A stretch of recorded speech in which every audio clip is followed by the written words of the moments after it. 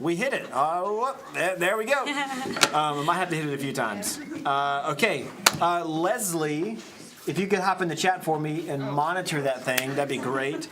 Well, hey, everybody watching online, thank you so much for being here. Maybe you're on spring break. I hope you're on spring break because half y'all ain't in a room, so hopefully you're watching online. But spring break's happening a lot this week, so we have a lighter crowd tonight, but we have a crowd. And you guys are awesome. Thank you for being here in person. Thank you for joining us online, whether parents or students. Welcome, Michaela. Okay. Y'all were about 10 seconds delayed on that, but that's fine. So tonight, if you got the text earlier, then you know that tonight is a Q&A about dating, specifically dating. I guess marriage kind of falls into that because you don't stop dating just because you get married. You know what I'm saying? Hey, I learned that in about the first 6 months because we didn't date, and I had to learn that real quick. Okay, so tonight we have the whole thing is Q&A. There's a lot that we can say, but we would rather say what you are wondering about. So Comments are off. the comments are off again. That's what it says. Praise the Lord. Interesting. At least whenever you go on YouTube. I didn't get a link, so I don't know if that. Okay. Let me see. Comments for me are on. Okay, then maybe my phone is Interesting. I think it's working. Did you put the Yeah. link? So, anyway, so tonight we're going to ask questions the whole time. The whole time is Q&A. In order to encourage students to have questions, because if this whole thing was Q&A and nobody asked questions, it'd be really awkward. It would just be this. Be that the whole time. So we have some Krispy Kreme donuts. Praise God. Great leaders ask great questions, and so for the great questions that get asked tonight, you will be able to come and get you some donut, technically a donut per great question, but you can get more than one, depending on how ballin' your questions are. So anyway, so anything you want to say before we start asking questions? Because we have 30 minutes of questions. You sure? No, yeah, hey. Michaela's the soft-spoken one. Nothing you want to say? No, I'm just excited to be here. Oh, that's good. Yeah. Oh, good job. There's Scott. Good job. What? Oh, yeah. Okay, here we go, I guess. Oh, let me phrase this. I did say I was going to say this, and I'm glad that we kind of had this little awkward pause before starting to ask questions. This is a disclaimer, okay? I understand that a lot of you in the room, potentially a lot of you watching online, are currently in relationships. So a disclaimer for many of us in the room, many of us in the room or not in the room, we will go ahead and say a blanket statement for everyone in the room today. Whatever question you ask, it will be assumed that it is not currently happening in your season and or situation. So we're not going to assume. So if Emery asks, how do I break up with my boyfriend without him hating me and losing all my friends in the youth ministry, we're not going to assume that she's trying to break up with her boyfriend. Yeah. Right? Okay, I think that makes sense. Are we all agreed? So that allows you the freedom to ask whatever you want to ask. That's good, right? Okay, all right. Okay, questions begin. Yes. How old should you be for to date or to get married? Those are two very different questions. So how old to date and how old to get married? Yeah. Which, just both? Are you asking Yeah, both? both. 2 questions. Okay, what do you think? Why do you do that? My dad said, First question, go to me. Okay, what'd you say? my dad said 30 to get married. But Okay. Okay. Do you think he was saying that as a joke or do you think he was serious? He was serious. All right. Okay, praise God. Okay, yeah, what do you think? Well, I think you should do what your parents say to do. Yep. I mean, within good reason, within good Yeah, boundaries, yeah. you should always respect and honor your parents for sure. How many of you, your parents say today, like, if you're, regardless of whether you're middle school or high school in the room, how many of you were like, yes, you can date right now? Wait, say that again? How many of you would say to you right now, like, yes, you're fine today, you're okay today? Okay. Okay, wait. So I guess maybe the better question is, how many of you, like, your parent would be like, nah, that ain't it? Yeah. Okay. Gotcha. Okay. Caleb, better watch it. Okay. All right. So here's what I think is a good like thing to, I guess, walk through. Okay, and then hopefully all the parents out there will be very happy that I'm saying this. Is that if you are living under their roof and they're providing for you, and regardless of whether or not that is true when you get older and out of college, you move out of the house, they're still your parents. You still honor them. That looks different though in different seasons. Okay, so for example, if they are financially providing for you, if you're under 18, if you're living under the roof, if you're a minor, and you are a dependent on them in more ways than one, right? Then what they say goes. At the end of the day, like you ain't got an option. You know what I'm saying? Like if your parents said like, hey, you're not allowed to date, and then you try to date, it won't end well. No matter how much you think you can convince them that Sally is the best thing to ever happen since sliced bread, it's not gonna go well. Now when you graduate, when you become 18, 19, you become an adult, you leave, you go to college, you become financially independent, at least aside from your parents, the game starts to change a little bit. There's not this expectation where you have to be like totally obedient to everything that your parents say, because now you're an adult, you're making a lot of your own decisions, and I don't really know any parents that would tell their 23-year-old, hey, you can't date, okay? I have never encountered that. Maybe you're an exception, I don't know. But I've never encountered a parent. Married at 30. Well, right. Yeah, but still. So, like, dating or getting married, I don't know if any parent, so far I've never encountered a parent that has said, you cannot get married and you're 26 or whatever. He recommended it. Yeah. Recommended. All right. So at the end of the day, what that looks like is it's not like this fully submitted, like, I'm obeying everything you say, but the Bible says to honor them regardless. So, for example, I'm 26. I've been married for a few years. We got 2 kids. I've been on my own since I was 17. So for me, like, my parents have never tried to say like, "Hey, you should or you shouldn't," or even try to make me like be obedient, to that extent. But I do know that the Bible says to honor my parents, and so every big decision, I'm calling them and I'm allowing them input into my life because they're my parents, and I'm honoring them in that way.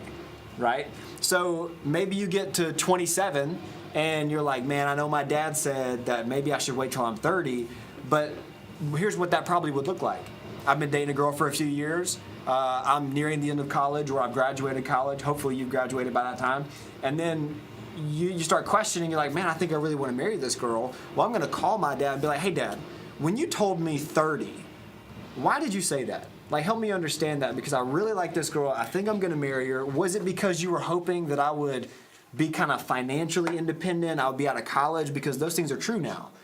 You know what I mean? Like, it's worth a conversation to understand the wisdom behind why he's saying, hey, wait till 30. Does that make sense? Yeah. Okay, hopefully that makes sense. What do you guys say about that?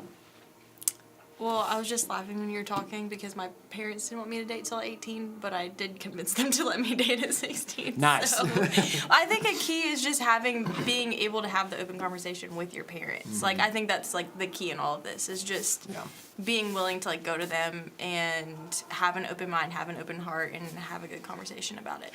Yeah. Well, and I also know your parents, and they were definitely more strict with your older brother in that sense. Yeah. And then. And it backfired. So. Yeah. Well, yeah. Well, yeah. But with you, it's like I think what you're saying is very important, though. It's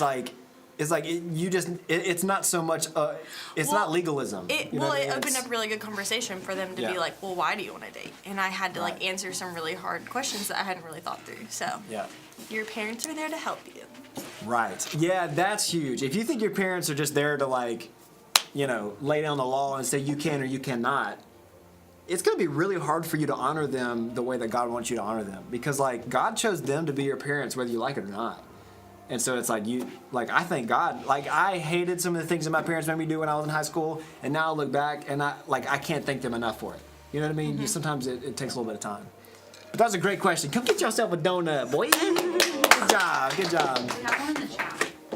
Oh, we do have one in the chat. There's like 3 different things. I think it's Oh, all wow. connected. Nice. Okay. Naughty boy. So who's it from? Ryan Murphy. Ryan Murphy, my boy, Ryan Murphy. Let's go, dude. The Let's first go. one is, what do you think is the best way to try and pursue a relationship?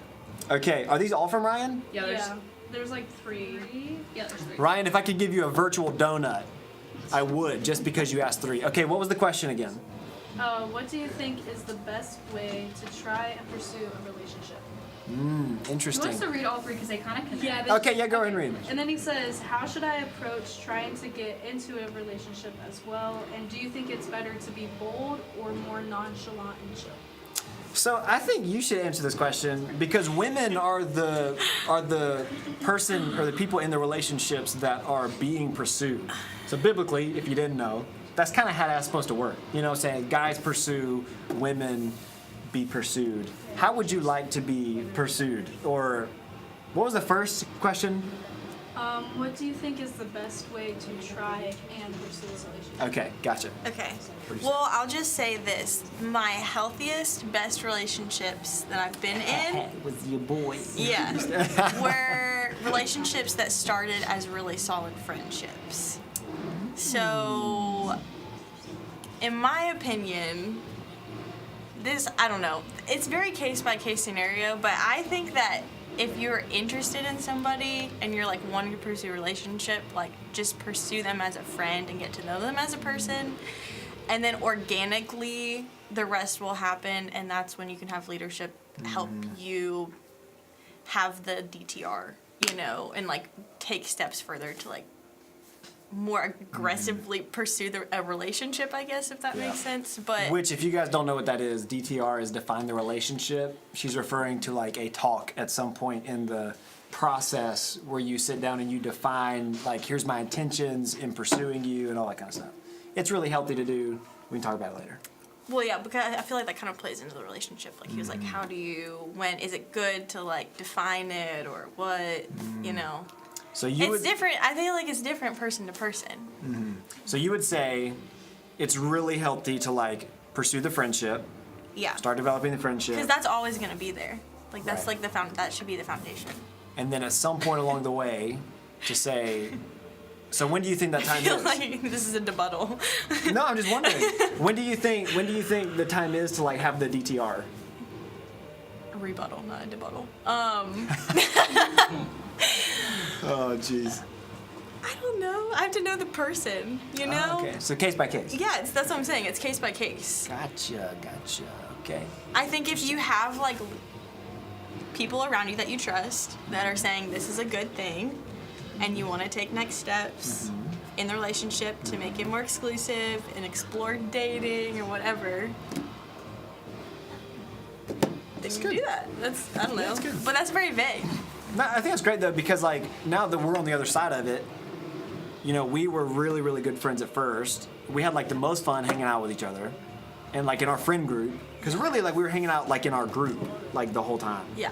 And then it started progress of like, wow, I really like her. Like we have a lot of fun together, and then kind of progress in that manner. And now that we're married on the other side, it's like that's kind of what we got. You know what I'm saying? Like we have like our friendship. You know.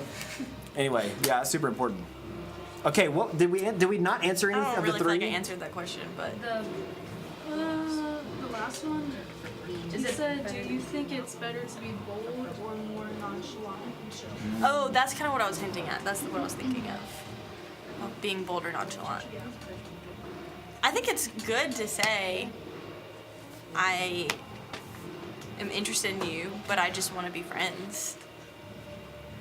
Like, I think, like, well, like, wait, okay, that could be taken, like, so many different ways. Like, I want to take this slow. Like, I think it's good to be clear about your intentions. Right. But not rush into a relationship. Okay, yeah, I would totally agree with that. I think that's huge, is that whether or not you are bold or more like relaxed or nonchalant or whatever, at the end of the day, you definitely need to be clear. So like, bold or not, be clear. I think that's huge. And because like bold, I mean, bold's almost like a bad word. Really, like, I think what a lot of people would be kind of like wondering around that question is like, should I just kind of like not say anything and just kind of dance around the friendship, or should I like address it? You know what I mean? I feel like that's normally what people are kind of like getting at when they ask a question like that. But I think your answer is a great one to that specifically. Okay, what's up? So like, why do it? Why date? That's a great question. I'm so glad you asked that. Okay, here's what we're gonna do actually. Oh, this is so good. I've actually only had one person ever to give me a good answer to that question, and it is your boy Caleb Rayford. Good job, boy. So here's what we're gonna do. Y'all can clap for him. Y'all can clap for him. That's good. Okay, so I don't want to put him on the spot because he may not answer it the same way, and maybe it was a fluke answer. You know, you never know. I don't want to put him on the spot. He may have just said it, and I was like, "Wow, that's really good." So here's what we're gonna do. That's a great question. So come get your donut first, and then we're gonna let the audience answer. Why do you guys think that you should date? Like, why do you want to date? What's the benefits? Okay.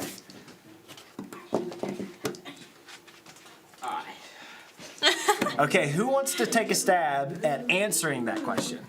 Okay, Caleb. To find out whether or not that's the person you want to spend the rest of your life with. Okay. Interesting. It's a good question. I mean, that's a good answer. Yes.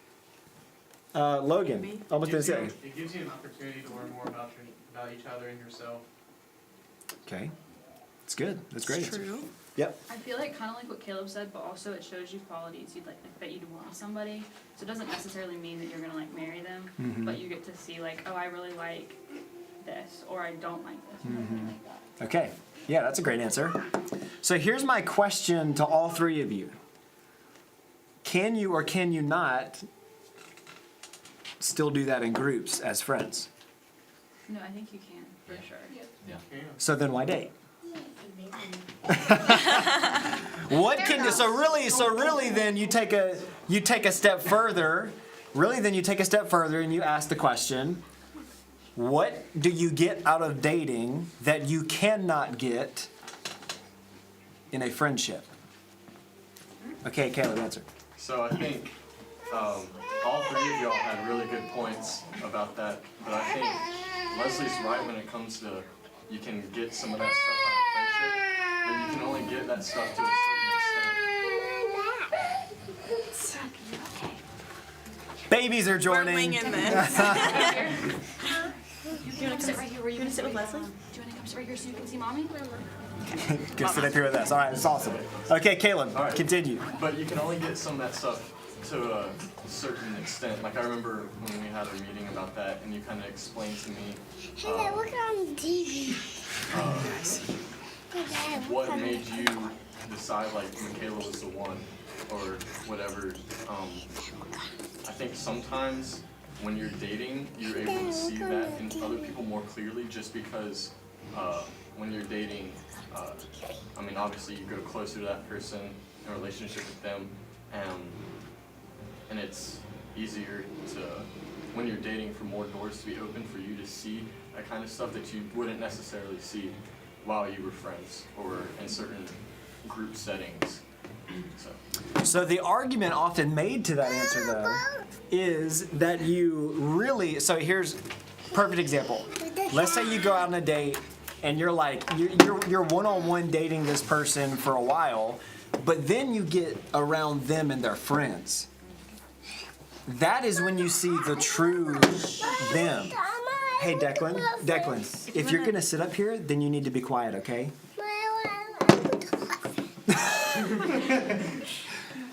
Hey, you can't talk loud. You gotta be quiet if you're gonna sit up here, okay? Okay? Everyone's listening to Dad talk.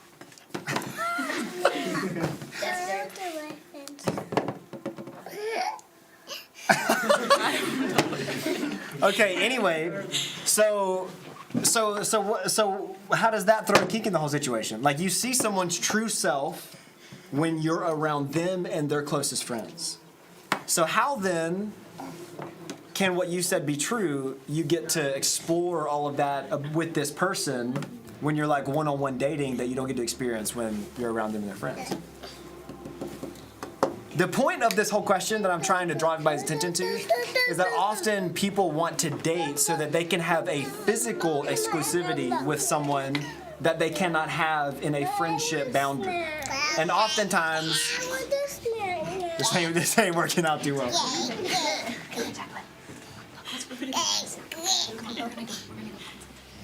Leslie to the rescue, praise God. So oftentimes that is the reason. And obviously when you look at it from a Christian standpoint,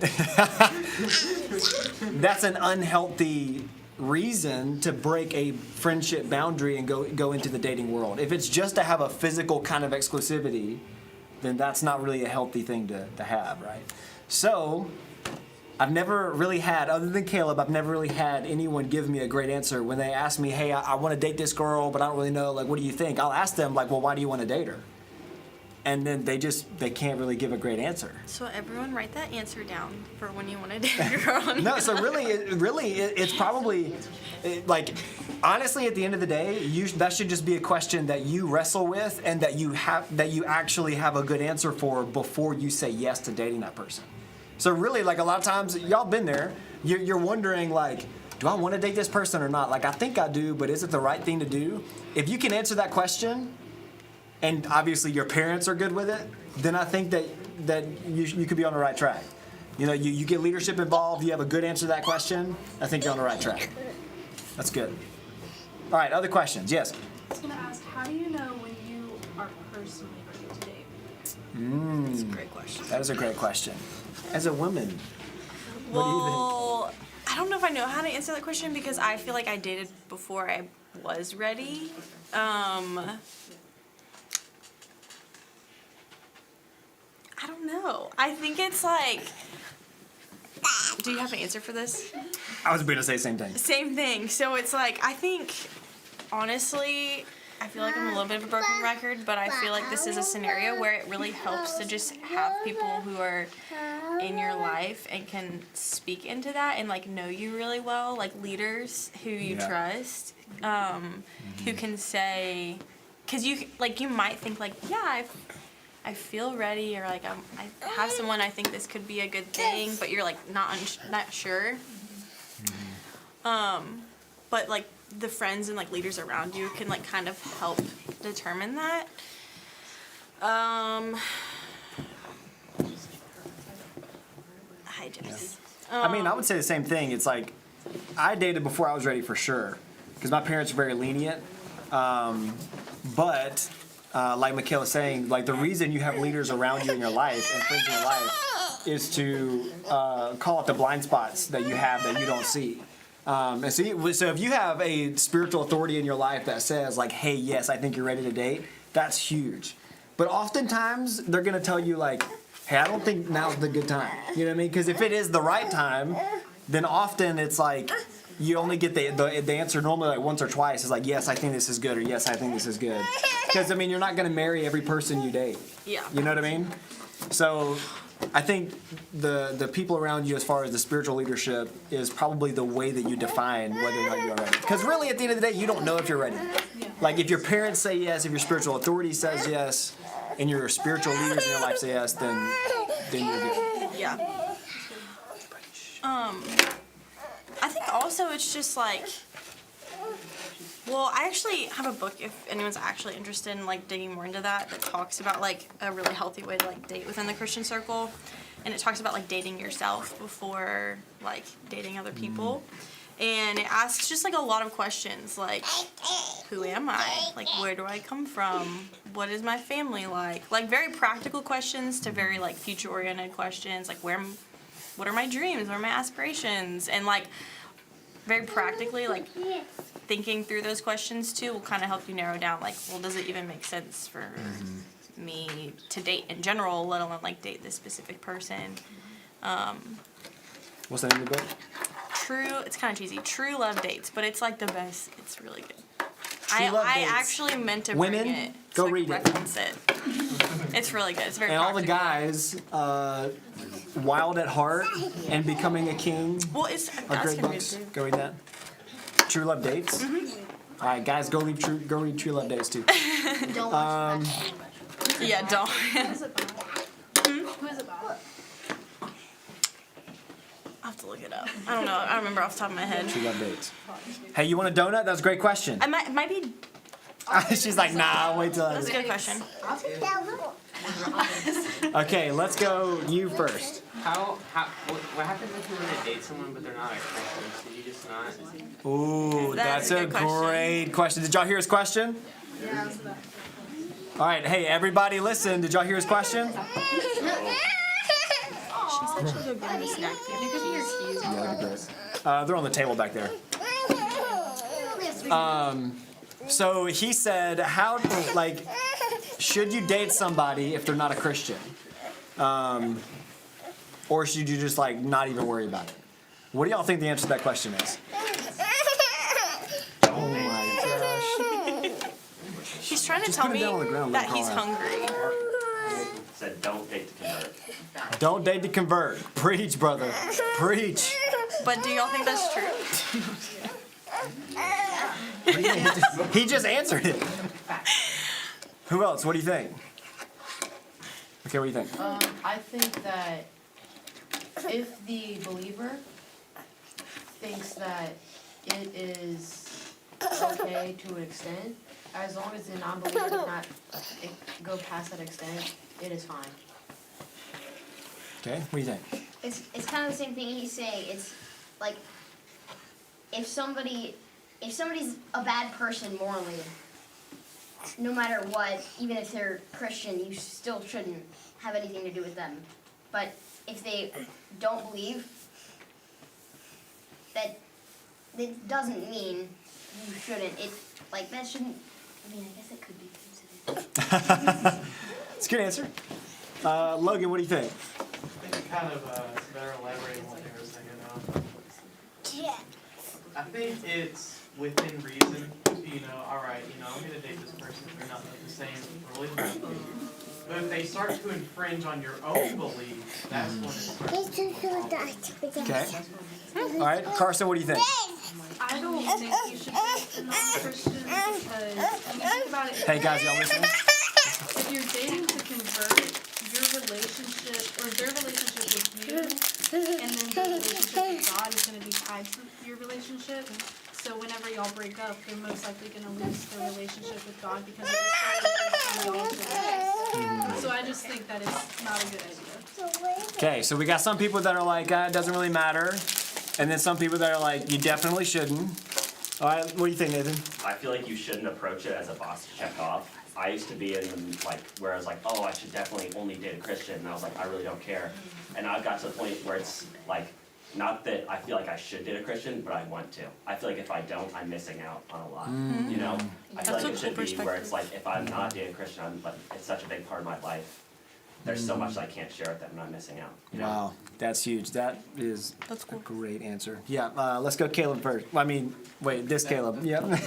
I think that you shouldn't, because I'm not saying that if someone's not a Christian now, that doesn't mean in the future that there's no chance of y'all being together, because you never know what God can do in someone's life. But it's very clear in the Bible that you two need to be equally yoked, meaning you both want to be Christians, and you both want to be about the same spiritual level, pursuing God, because part of what dating is like y'all were saying, is to get married one day. And if you marry someone who isn't a Christian, and again, I don't want to diss people who aren't, but they're not going to be able to try,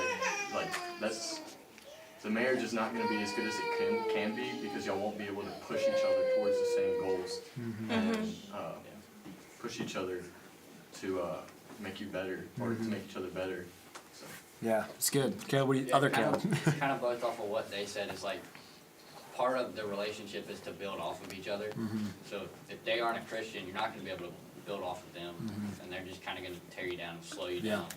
So Yeah, I think that's huge. I think it comes back to the question that Nathan originally posed, which was if they're not a Christian, then, I guess really the better way to put it is, why do you want to date? That question that we just tried to answer, the last question, it kind of plays into this one. It's why do you want to date?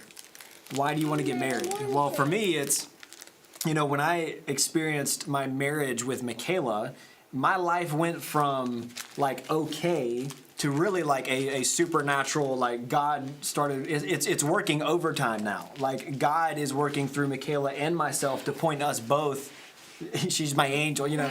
No, God's working through both of us to help us experience parts of him that we have not experienced yet.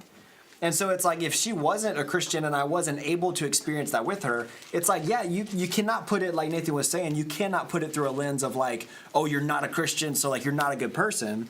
That's totally not the right lens. You should have the lens of this is the most important part of my core being, and I long to share that with someone.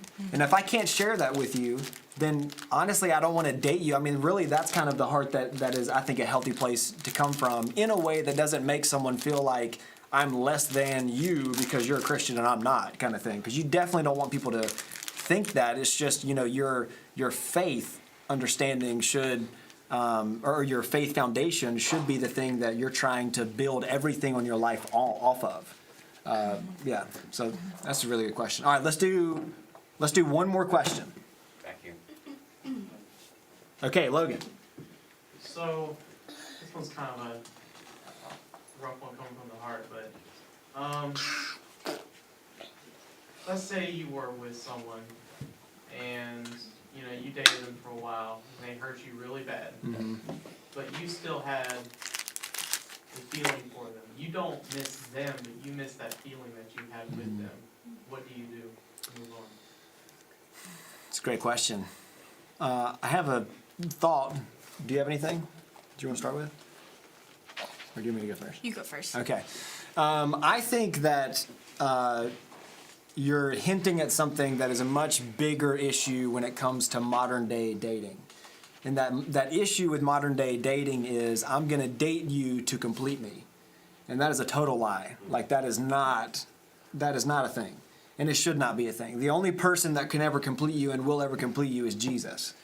And then even in marriage, we're pursuing Jesus to complete ourselves. You know what I mean? Like that's the goal.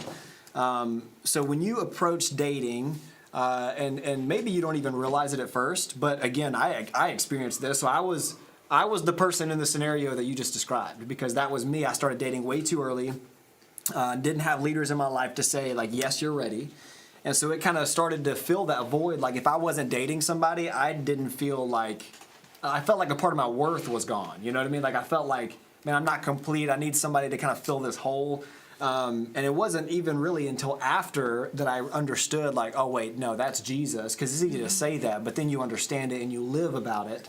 And then Michaela came into my life. You know, I mean, it was just, it's funny how God does that. But I think you just want to be very careful. Again, answering the question, why do I want to date, is a huge question to answer because that will help you identify, am I trying to date somebody to fill this hole in my heart that really Jesus is the only person that can ever fulfill, or is it some other reason? Because ultimately, if the answer is yes, I'm trying to just like, you know, fill this thing, like there was this feeling of like I felt valued, I felt like worth that I haven't felt before. It's a counterfeit at the end of the day because Jesus is the one that will give you. I mean, it's the story of the woman at the well. She tried that her whole life. She had 5 husbands. She was seeking that over and over again. 5 husbands. The guy she was with at the time that she met Jesus was not even her husband. So she was on the way to her 6th husband, really. So she had been in this cycle. And at the end of the day, Jesus said, hey, you've been searching for this water. I've got water that you'll never thirst from again after you drink it. So really, Jesus is hinting to this thing that really can be found in modern day dating that is such a trap, is that people start drinking from this water, but it's short term, you get thirsty again, you date somebody for a year, it's like, oh, the fizz kind of wore off, now I'm on to the next relationship, I'm trying to find worth and significance in other people, when really it should be founded in Jesus, and then you have someone that comes into your life where you build off of that foundation to pursue Jesus even more in a new way.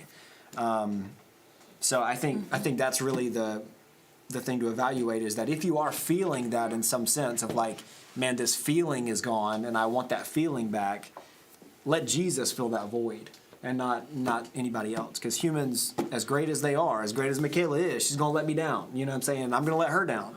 Yeah, hey, you know what I'm saying? And I'll let her down tons of times, and she'll let me down tons of times. But there's grace because my worth doesn't come from her. As beautiful as she is, and as on cloud nine as I am when I'm walking down the street with Michaela, you know what I'm saying? It's like, it's not Michaela that gives me life, it's Jesus. Okay? So I think that's just important to keep in check. You're here, your spouse is here, Jesus is here, and as you get closer to Jesus, you get closer together. Who told you that? Did you just come up It's with in that book that I sent them. Oh, okay. It's a good Look, book. apparently this book's really good. I need to go read it. That's good. There was one more question online. Okay, all right, let's take that online. Who is it from? Annalise. Annalise. Let's go, Annalise. She said, Shout what out. are some ways you think God was preparing you guys for each other while you were single before you even met? Oh, gosh. That is a fantastic question. That's a great question. Hey, Parker, Yeah, thank you. got you, bro. Can you repeat that again for everybody here? What are some ways you think God was preparing you guys for each other while you were single before you even met? Okay. What are some ways that God was preparing us for each other while we were single before we met? Yeah. I haven't thought about it in that way. I mean, I can take a minute. This is the last question. We'll see how it goes.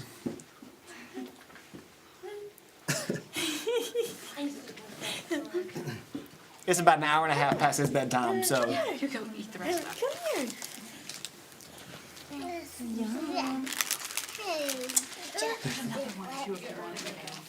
Okay.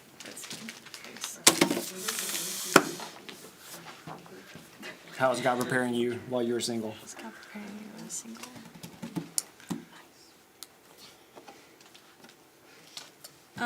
I mean, honestly, I think the biggest thing is kind of around what you were just talking about. Was I spent a lot of time seeking affirmation in relationships and in other guys when it's God just wanted me to get that from Him. And the season that I deleted Instagram, was like fully content with being single, was when I met Parker. And so it's like God kind of took me to this place of just like stripping back a lot of these things in my life that were filling the hole that God wanted to fill. And when I finally like came to a place where I was just like genuinely just seeking Him is whenever I found Parker. So Yeah, we were in the same spot, I think. yeah. Because we had both actually just come out of our worst relationships. Yeah, they're pretty bad. And so we both just came out of like really like negative seasons as far as that goes. And we both, unknowing to each other, had decided to like take a total year off of all social media, just like disconnect and really focus on Jesus. And the year that started was the year that we both got connected. And it's funny because a year to the day of, I didn't even realize that this was a thing until after I did it. But a year to the day, so I got off of Instagram April 16th of 2017. Then we met, then we started dating, or we had met, but like we started like dating and all that kind of stuff.